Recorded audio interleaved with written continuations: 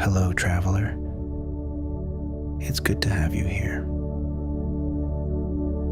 Wherever you are tonight, in your bed, under your blanket, with the day finally behind you, you can let all of it rest now.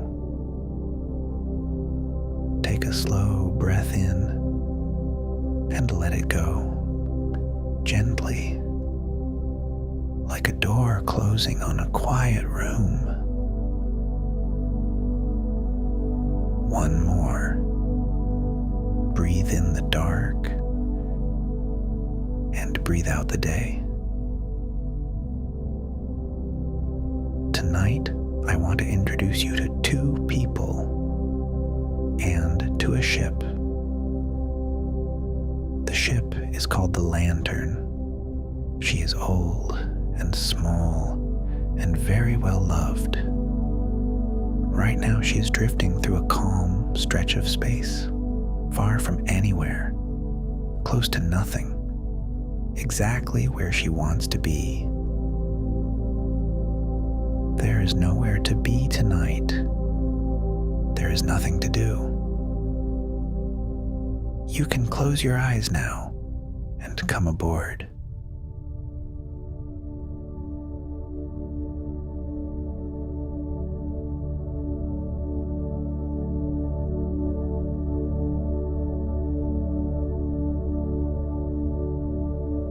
The first thing you notice aboard the Lantern is the hum. It comes from somewhere below the floor. A low, round, patient sound, like a big animal sleeping. That's the engine. It has been humming that same note for 60 years. Martha says every ship has a voice. This one's voice is a lullaby. The second thing you notice is the smell of cinnamon. That would be Chandler. He's in the little kitchen at the back of the ship, sleeves rolled up, stirring something slow and sweet in a dented copper pot. He cooks the way some people hum, without thinking, without hurry, just because the evening feels better with something warm in it. Chandler is 26, dark hair that never quite agrees with him, a tool in one pocket and usually a spoon in the other. He talks to the ship while he cooks, quietly. "Easy now," he says, when the hull ticks as it cools. I know. And sometimes, though no one can ever prove it, the lights in the kitchen blink twice, softly, as if the lantern were answering. At the front of the ship, by the big window, sits his older sister. Martha is 30, red hair pinned up with whatever was closest. Tonight, a pencil. Freckles, a wool sweater over her uniform, and a cup of tea going comfortably cold beside her, the way her tea always does. Martha is a cartographer, a map maker of the quiet places. Spread across her table is a chart of stars, drawn by hand, corrected in soft pencil, smelling faintly of paper and time. She traces tonight's route with one finger, slowly, the way you'd trace a river on an old map, and she smiles at something only she can see. Brother and sister, engineer and cartographer. He keeps the ship warm. She keeps it pointed at wonders. They have known each other their whole lives, which is why the ship is mostly quiet. They don't need many words. A raised eyebrow is a question. A cup set down beside you is an answer. This is the Lantern Traveler. This is home.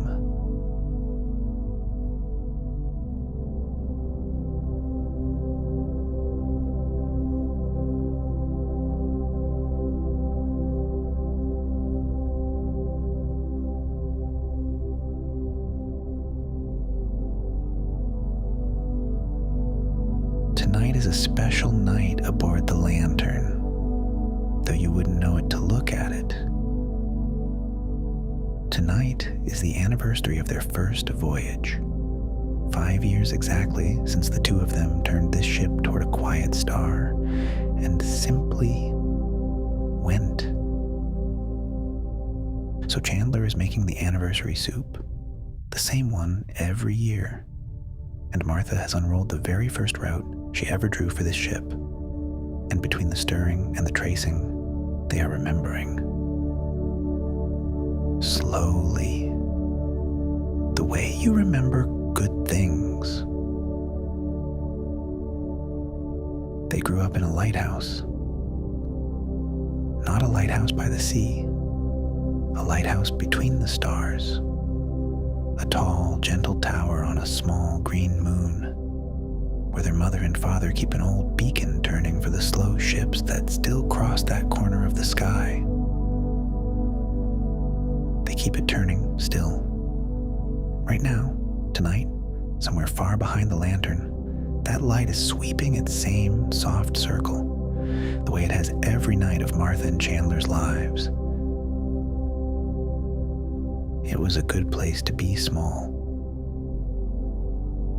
The lighthouse had a round kitchen that was always warm, and a library of star charts left behind by 100 passing travelers, and a big glass dome at the top where the rain, when it came, drummed its slow fingers all night long.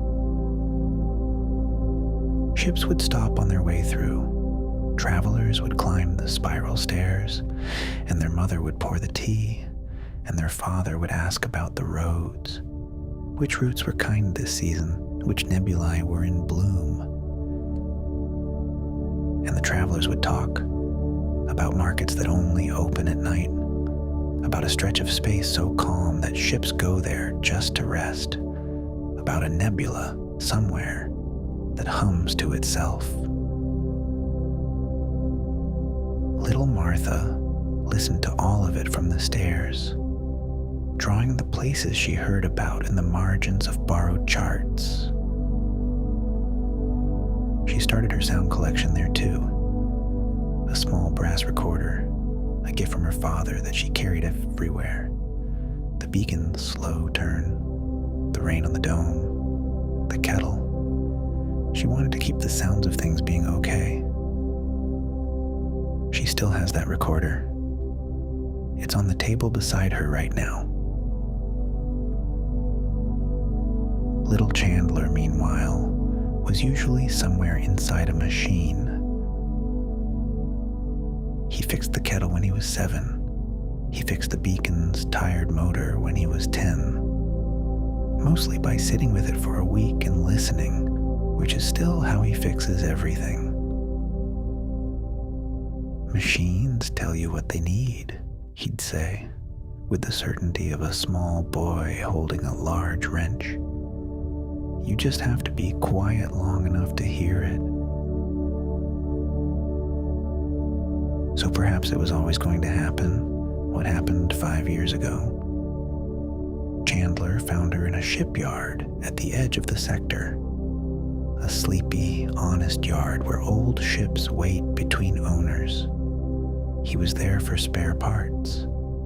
He came home with a heart set on something else entirely. She was parked in the far corner under a tarp, dust on her windows. A small cartographer's ship, 60 years old, built slow on purpose in an age when everyone had started building fast. Nobody wanted her.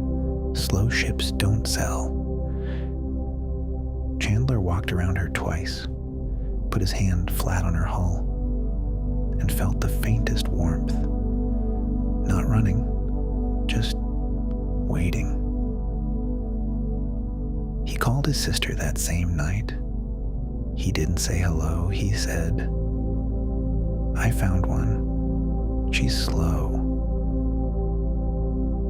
And Martha, who had become a cartographer of exactly the quiet places, the ones you can only reach slowly, said the words that became the family motto. Slow is the point.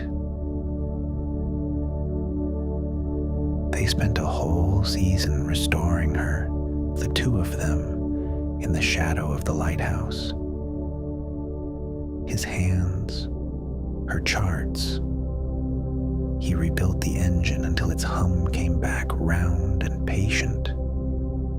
She papered the navigation room with maps and gave every route a name. Their parents came down the hill most evenings with dinner and opinions about paint. The day they first stepped aboard together, ready, the lights came on before Chandler touched a single switch. That's the part they always retell, every anniversary. Chandler swears she woke up because she knew them by then. Martha says it was just the capacitors, but she says it with a smile. And in 5 years, she has never once checked the capacitors to be sure. Some mysteries are better kept warm.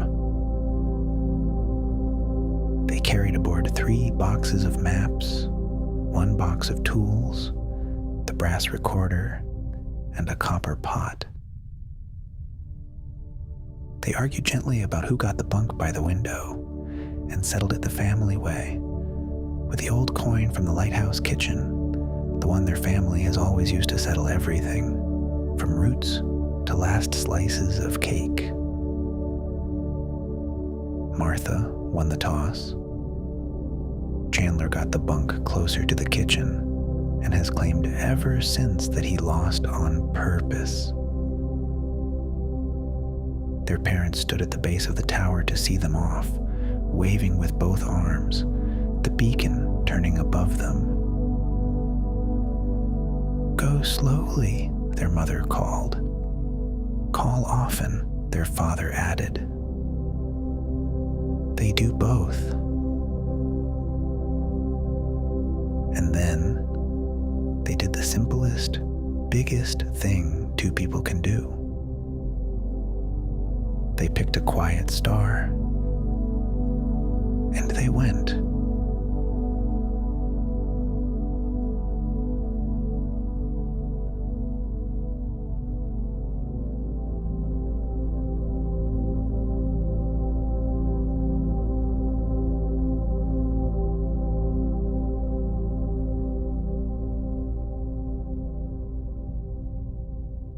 Which brings us back to tonight. Because tonight, for their anniversary, the lantern is drifting through a very particular part of the sky. Old travelers call it the long calm. It is a wide, slow river of space between 2 spiral arms, a stretch of nothing that goes on for light years, where the stars thin out like lights at the edge of a town, and the dust settles, and everything is still. There are no storms here, no traffic, no hurry. Ships cross the long calm when they want to rest while moving. The old logbooks call it the kindest road in the sky. And it was the very first route Martha ever drew for the lantern, 5 years ago tonight. The travelers on the lighthouse stairs had promised it was real. It was better than they said. Chandler brings 2 bowls of anniversary soup to the big window and hands one to his sister. They eat slowly in the blue dark, watching the sparse stars slide by like distant harbor lights. 5 years, says Chandler after a while. A hum, says Martha, which between these 2 is an entire conversation. The engine hums, the soup steams. Somewhere in the hull, a warm pipe ticks, twice, and goes quiet. Martha sets down her bowl and picks up the brass recorder, her old one from the lighthouse, its corners gone soft with handling. She finds the oldest file in it. The label, in a child's careful handwriting, says, "Home, Night Watch." She presses play, and through the little speaker comes a hush, rain drumming its slow fingers on a glass dome, and beneath it, the deep, feathery turn of a beacon, keeping its same soft circle in the dark. The hush from the speaker and the hush outside the window are the same kind of quiet. The sound of things being okay. It followed them all the way out here. And then, a little green light blinks on the console, right on time. A message relayed from beacon to beacon across half the sky, from a lighthouse on a small green moon. Their parents' voices fill the cabin, warm and talking over each other the way they always do. "Happy anniversary, you two. The garden's doing well. A freighter crew stopped Tuesday and asked about you both. And Chandler, love. To scale the kettle. You always forget." Chandler grins at the ceiling. He did, in fact, forget. He'll do it tomorrow. There's no hurry. There's never any hurry. Martha raises her bowl in a small toast. To old ships, to quiet roads, to home, the kind that stays lit behind you, no matter how far you sail. Then she holds the recorder up to the window and makes a new file. "Long Calm," she writes on the label. "Anniversary crossing. All is well." The lantern hums beneath them, carrying them gently down the middle of the stillest river in the sky.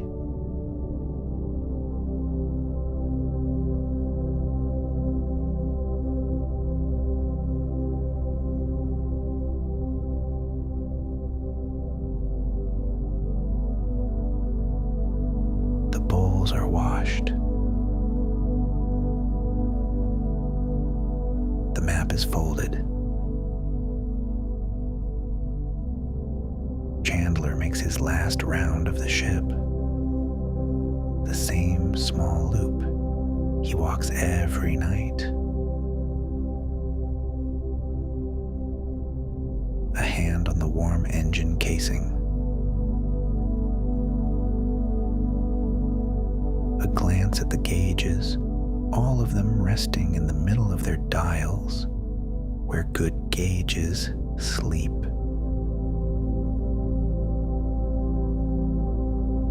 "Good night," he tells the ship at the bottom of the stairs. The hallway lights dim, one by one, on their own. He decides, as always, not to mention it. By the big window, Martha finishes her tea, cold as always, and somehow exactly right. She looks out at the long calm one more time. The stars out there are few and far and patient.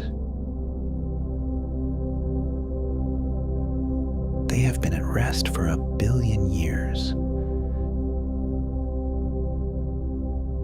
They are very good at this. You can learn from stars, traveler. Let your body be still, the way they are still.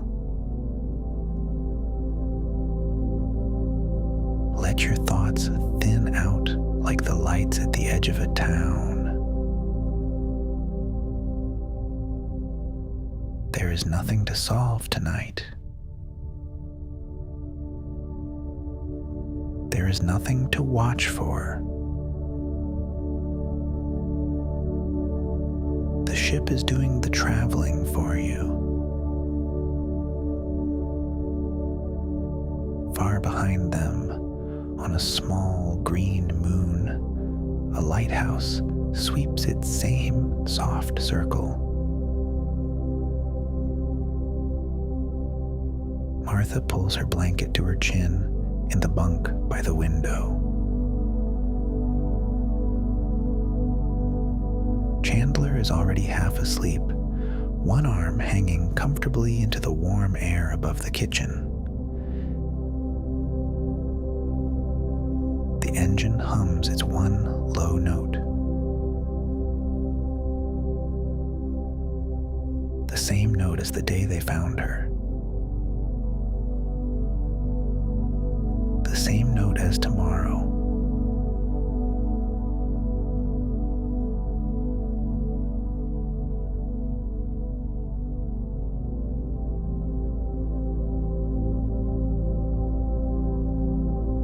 The lantern sails on, slow and certain, through the gentle dark. All is well aboard. All is well back home. All is well where you are. Sleep now, traveler. The stars will keep watch tonight.